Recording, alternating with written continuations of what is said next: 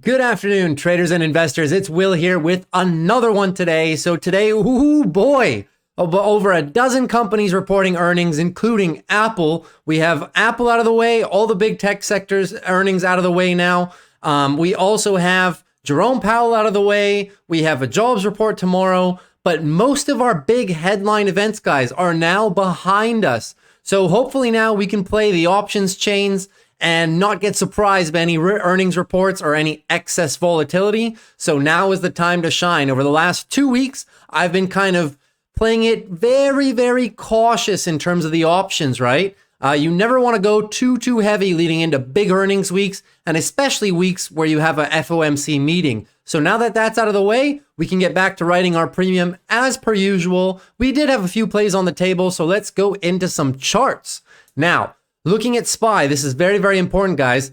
The SPY bulls are in jeopardy of potentially setting the first daily bull downtrend in the last 2 months, right? If we were to do something like this and roll over, that would be our first daily confirmed downtrend since the banking crisis started back in pretty much end of February and March. So that is very, very important. However, we are still bullish on the weekly. So we have a bit of time frame divergence here.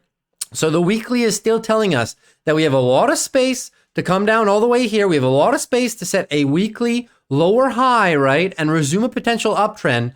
But on the daily, it's not so clear. We have kind of a widening channel here, which is not something you want to see, right? Usually these can go either way. So I'm expecting something like this. The most likely scenario now, since we've come down so much in relation to this move, we've taken this entire move back. The most likely scenario, guys, especially if we continue to drop in tomorrow, does become a higher low. So it remains to be seen how bulls are going to act with that.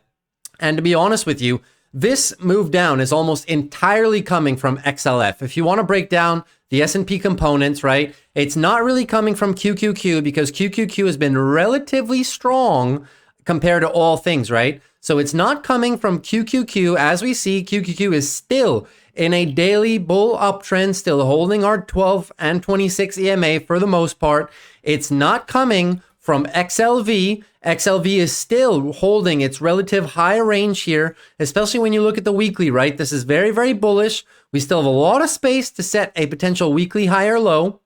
So bulls are in control on the weekly here. Bulls are in control on the weekly on QQQ, right? Just really consolidating here at the higher end of this range.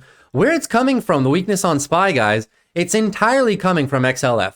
Entirely. If you could see, this has been the worst week on XLF, down almost about 5% financials, right? Since pretty much the early stages of the banking crisis. I always do quotations because it's always up to your interpretation whether or not the banking crisis is real. I tend to agree with the Federal Reserve on this one, that is not as overblown as the media seems to be making it. Now, I do understand that we've had now 4 different institutions go under, but this wasn't a result of any broad market credit cycle crunch. These are banks that had wrong exposure going into higher interest rate environments. So the burden is entirely on those institutions. It's not so much a broader market credit cycle crunch or deposit flight from the entire banking system. It's very, very important to understand this is really institution specific.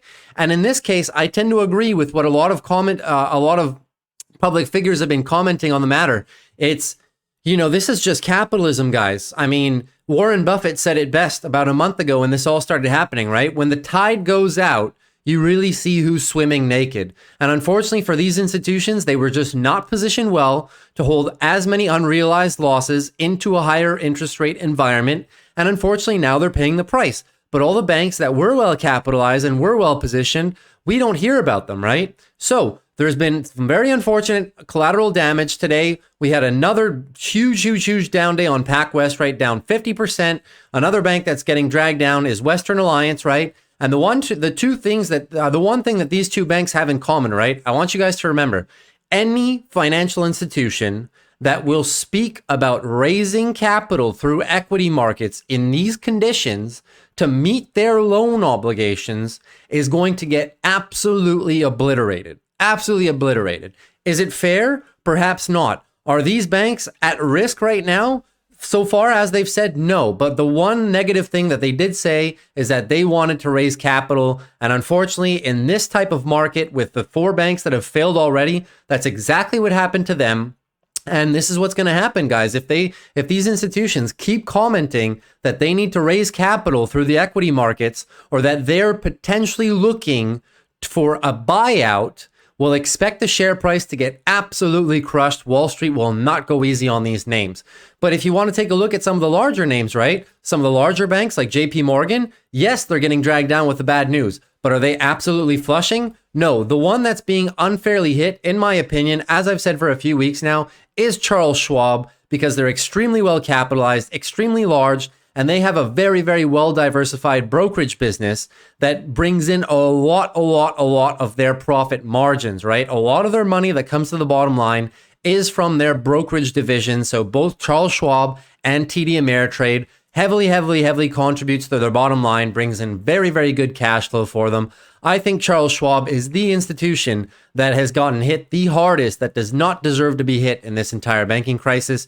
If you look at the other big banks, like let's say Citigroup, I know they're not a very good example because they still haven't recovered since 2008, if you guys haven't known that. But in the relation to how things have been performing recently, these charts look mostly the same, right? You look at JP Morgan, it's been kind of consolidating here. You look at Morgan Stanley, they've also been consolidating. You don't see these 40% drops on the big institutions, right? Goldman Sachs, another one, you don't see it. Bank of America. Bank of America has also been hit pretty hard, kind of like Charles Schwab since the banking crisis, but as you can see, holding lower levels here. So in essence, what I'm trying to say, guys, is this is overblown, right? And if we look at XLF as a whole, the bulls need to show some form of strength soon, or we are going to set a potential weekly confirmed downtrend if these lows break.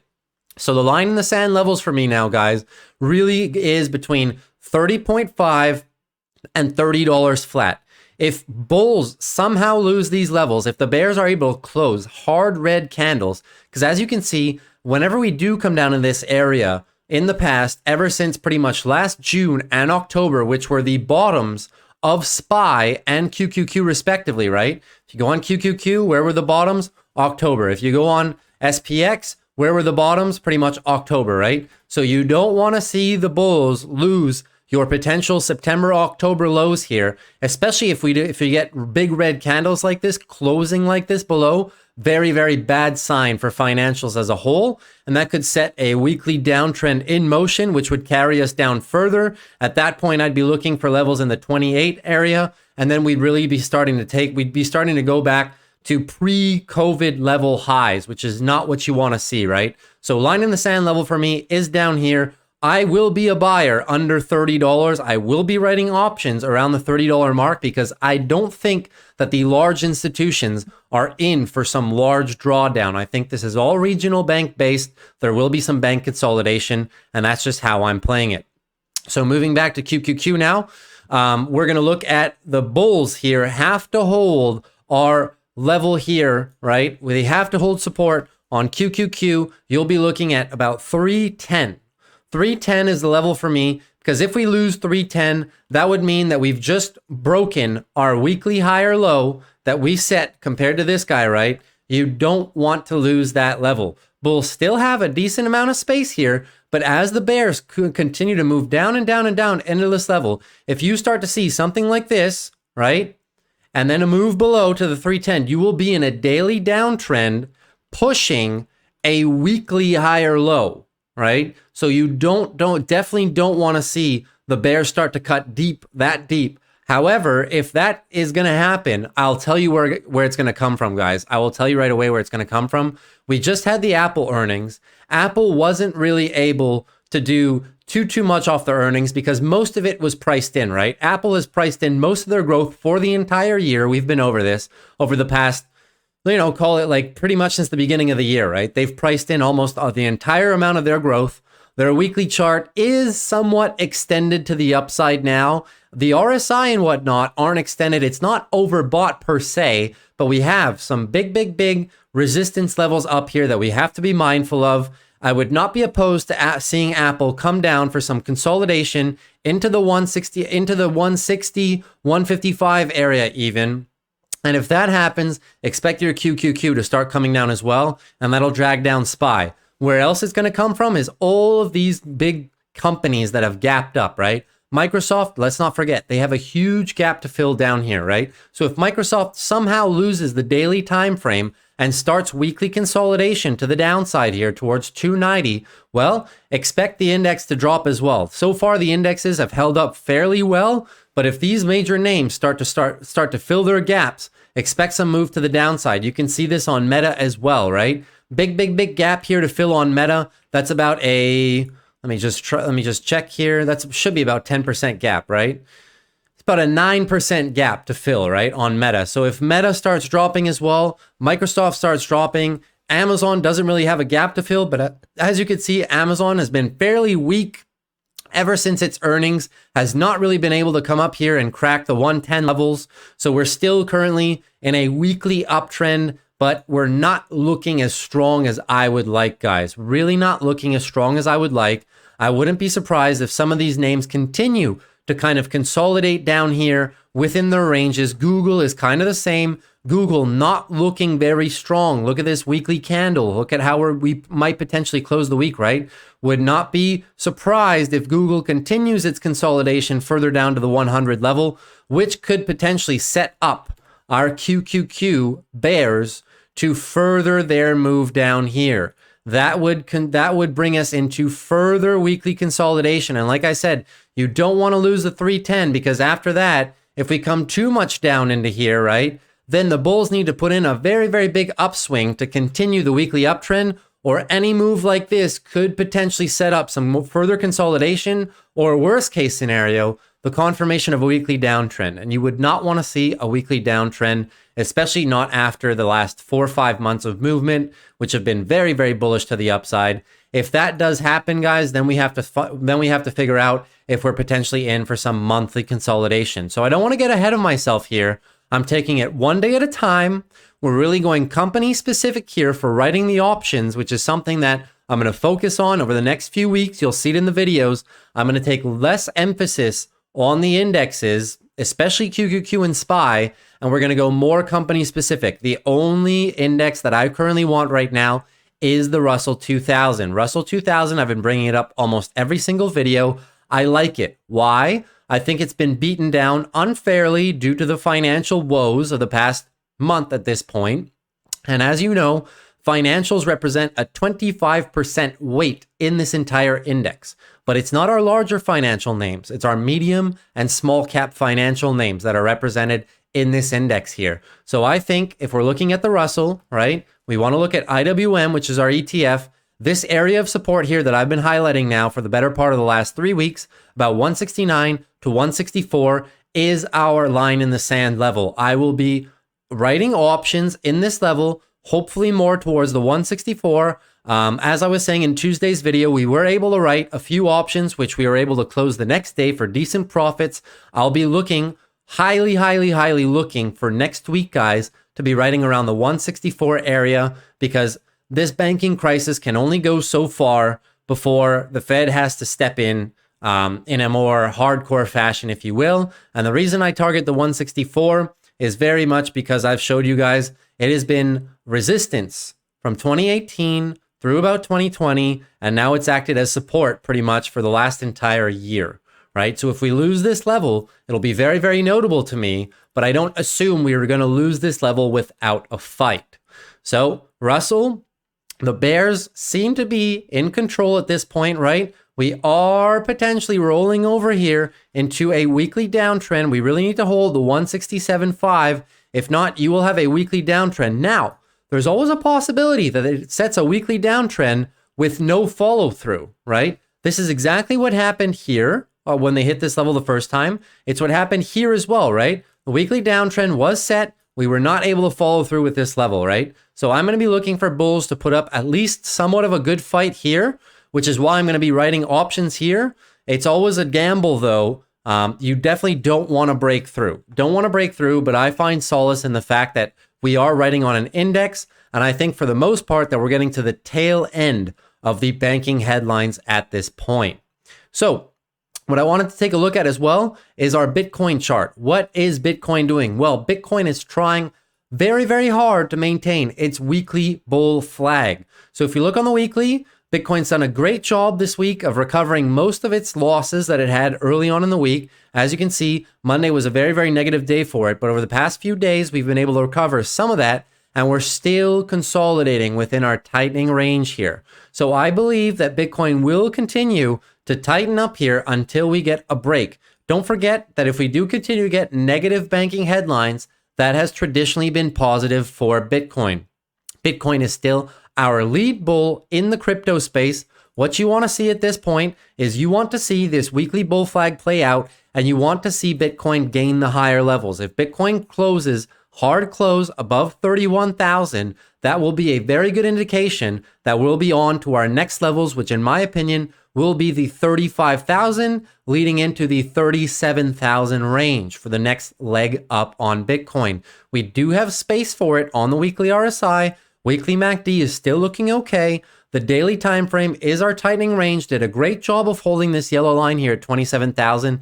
In my opinion, no need to be extremely bearish. The only time that I would be bearish is if we see a hard close below 27,000, which at that point we would be looking for our targets at 25,000 to act as support for our weekly time frame here, right? So if we do come down, we have a good set of moving averages. Our 200-week moving average at 25, that would be very, very good support for Bitcoin. However, if we do close above 31, expect future targets to fill up all the way to the $35,000 range.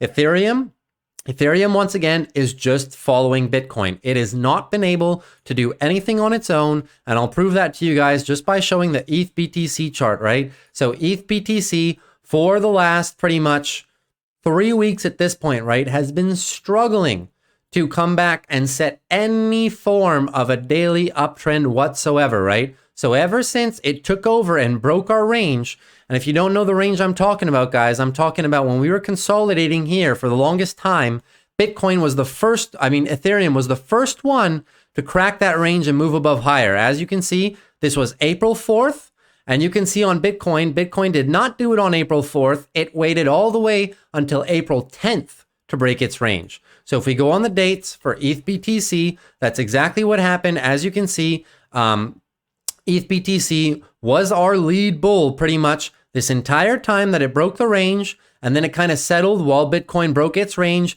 ETH had its second leg up. That was when ETH went all the way to $2,100, almost right over here, around the 13th, 12th, 13th, 14th of April.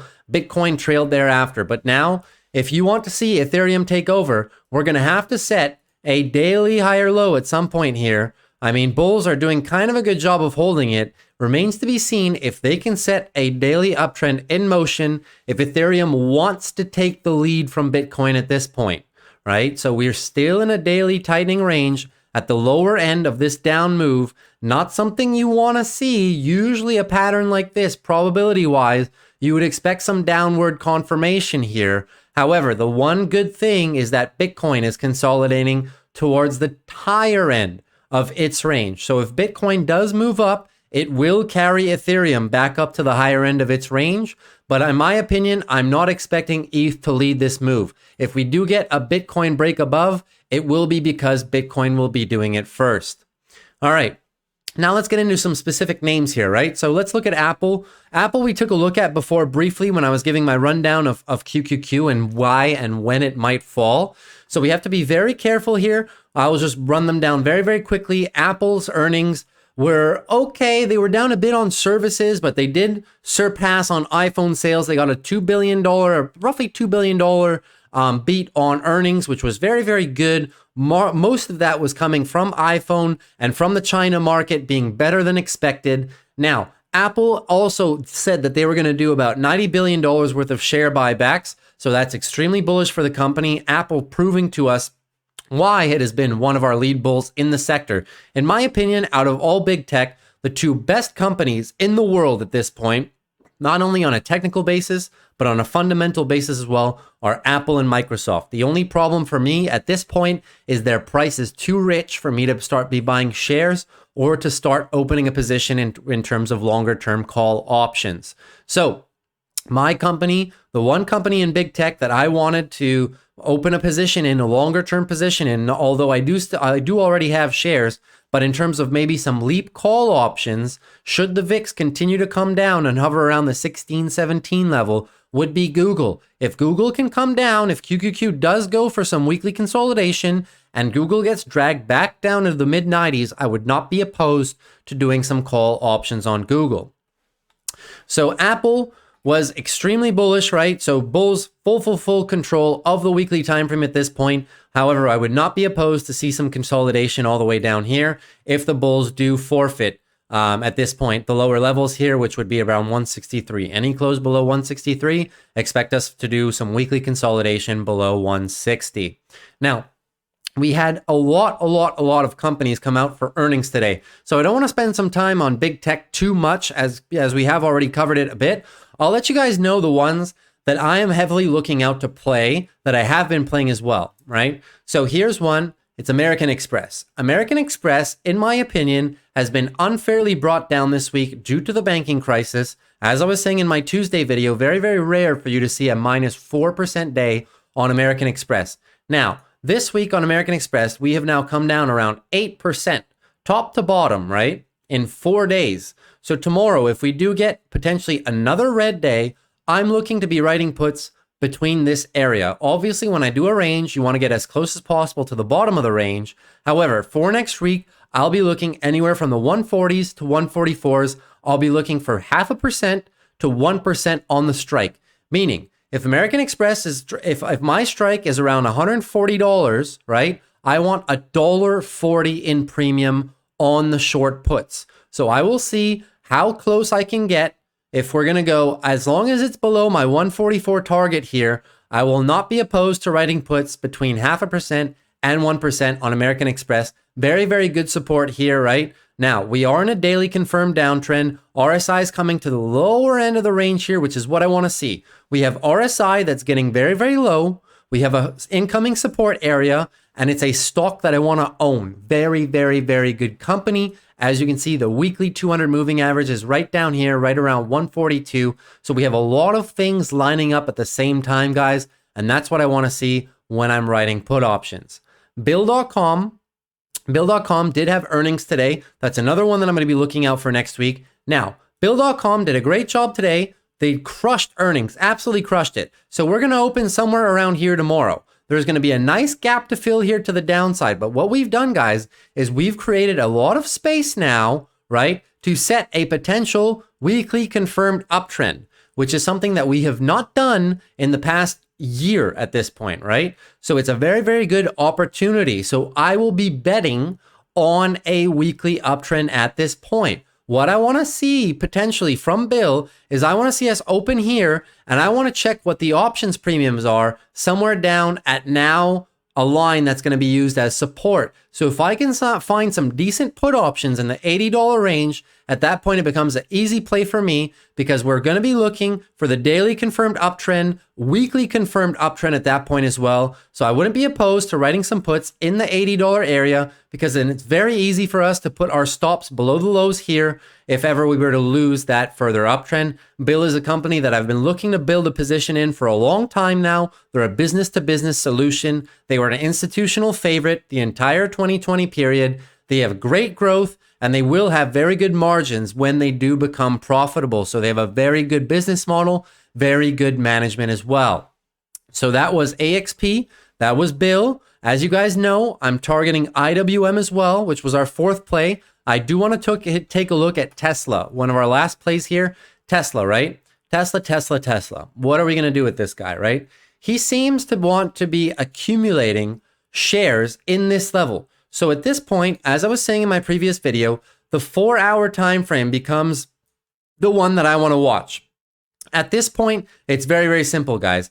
Any break above 165 will be a 4-hour confirmed uptrend. And unfortunately, any break below at this point are 159. Any break and close below will unfortunately be a continuation of a daily downtrend, right? So we have time frame divergence a bit. We have a daily time frame, which seems as though it wants to roll over, but our 4-hour time frame is not letting it. You can see every time we pull down into here, we get rejected hard. So if you're a bull, what you want to see is you want to see us close above 165 for some further continuation into this gap. If you're a bear, what you want to see is you want to see a big red candle close below our 159 level down into here, which could potentially lead into further consolidation here to fill our gap around 146. So it's a battle of the gaps. Is this gap going to fill first? Is this gap going to fill first? Nobody knows, guys. The best you can do is look at your 4-hour time frame. That is the time frame that's guiding me for now.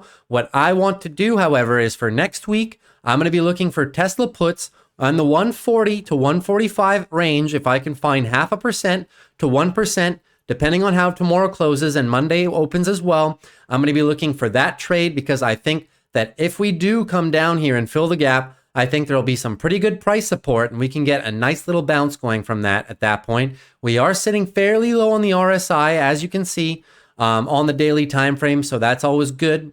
And obviously, after that, we're looking for a slight bounce here. We're going to look for bulls to bounce, and then potentially if they can bounce high enough, you want to see a daily time frame reversal. So Tesla is another one of my plays. Another one is Enphase. Enphase has gotten unfairly crushed by its factor that it lowered guidance, and Wall Street took that as if they basically priced in the worst possible scenario of all time, right? They priced in that Enphase is going to lower guidance for the entire rest of the year, which they did not. They only lowered guidance for Q2, but Wall Street priced in a recession as well. They priced in a recession in real estate, which consequently would potentially mean that people wouldn't be enticed as much to install solar on their homes.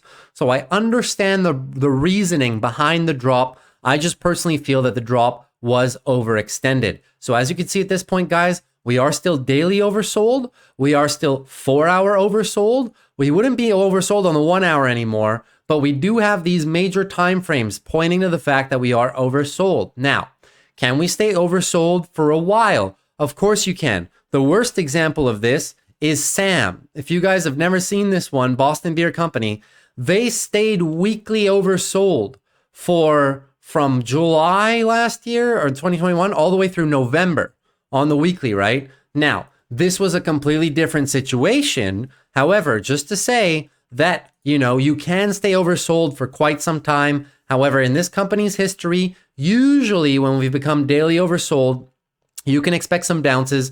My targets for writing further options on it, because I do now have a position on Enphase.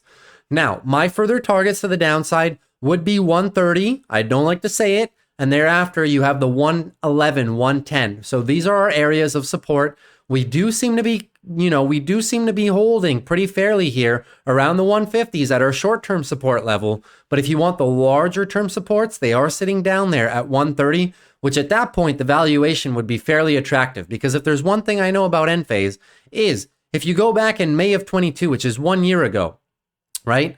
In May of 2022, if we go back and look, guys, this is what I always like to do, right? So May of 2022, we were making about $530 million in revenue.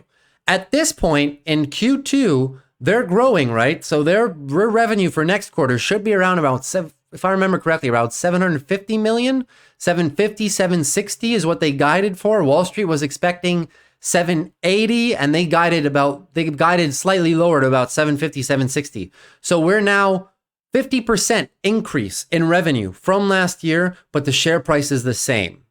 So that's good, guys. That, in my opinion, that's when you know it's a decent buy, is when you have growing revenue and now the share price is the same as what it was at a period in time when they had lower revenue than they do now, right? So that's why I still like Enphase. I like it a lot. However, the time frame that's going to be guiding me on this one is the hourly. Like I was saying in my video on Tuesday, you have to start setting hourly trend changes. They haven't done it yet, right? So hourly downswing right here, the bulls tried to push and now we're just grinding lower again, right? So you have to see a hour trend change first, then you'll look for the 4 hour. What you want to see is something like this. You want to see bulls put in a nice move and then come and sit and then change the hourly trend change. On the 4 hour, look what that would look like. it would look like a 4-hour trend change as well, right? So you have to see the lower time frames change the trend before you can even begin to look at the daily and think of filling this gap, right? So I need to see the hourly trend changes. Until the hourly trend changes, the bulls are in full control of the weekly, full control of the daily, full control of the 4-hour at this point as well, despite the fact that we're not setting lower lows, but we have to see the trend change, guys, right? We have to see it. Now, we haven't yet lost it, but this is turning out to be somewhat of a bear flag on the higher time frame. So remains to see if bulls can push above and start reversing these time frames, right? So the other two ones that I wanted to cover, Coinbase. Coinbase did fairly well off its earnings, right? This is not one that I'm looking to play. I would be looking to play coin more in the low 40s. I don't know if it's going to get there. Crypto would have to fall. I was expecting if earnings were to come in lower, I was expecting maybe, low 40s, at which point you could have potentially even written some puts on in the 30s because coin is so low, but it didn't happen. So congratulations to the bulls if you try to play on Coinbase there. Square is one that I was really looking for. So as you can see, Square released earnings today, up about 1%. I did not check their earnings. See, guidance after guidance after stalling Q1 earnings beat. All right, perfect. I was looking at Square because I want to know what's going to happen with PayPal. I don't like Square as much of a company as I do PayPal. PayPal is one that I will be looking for, despite the fact that it has earnings next week on Monday. I will be looking after Monday on Tuesday for earnings plays. If we somehow gap down, I will be writing options below the levels where we do gap down, because I think that PayPal has been now consolidating in this tightening range for so long at this point. They've come down so much, guys, off their highs that there needs to be a bit of mean reversion. Am I expecting a lot? No. The only place that I would target first would be my target would be at $100. Not getting too greedy with it, but if we gap down into my green box, I will be a buyer. So that one, and of course, Charles Schwab. Charles Schwab is one that I have been writing this week as well. We're not getting a sign just yet. I have options here at 46.5. So as you see, it closed above it today. Like I was saying, guys, I think that they were getting unfairly hit. So my plays on Charles Schwab will be, as of now, closing tomorrow, the 46.5s. In the next week, I will be looking slightly lower than that, perhaps, see what we can get on the premiums. I'm looking for 0.5% to 1% on Schwab. These levels are already attractive levels to me. Anywhere $45 is a very, very attractive price level to me. Would not be opposed to owning some Schwab. Just be mindful that there is a tiny little gap here to fill all the way down to about $42, right? So that is the lowest point that I believe that Schwab could get before getting some real big buying momentum. So I don't mind writing options in this level, because I do feel that even if I'm assigned, we're going to get some either really juicy covered call premiums, or just going to be able to hold the shares and ride them up for some decent percentage gains. So covered a lot of stocks today, guys. Kind of a bit all over the place. I'm sorry about that, but there was just so much that I wanted to go over, and so many things in my head that I wanted to cover with you guys. I'll be putting together a few videos here over the next few days of all the stocks that I'm looking out for, both in the growth category and the value plays. So I hope you enjoyed today's video. Hope it wasn't too much all over the place, guys. I appreciate you for watching. If you did like it, consider liking, consider subscribing. I love you, and I'll catch you guys tomorrow.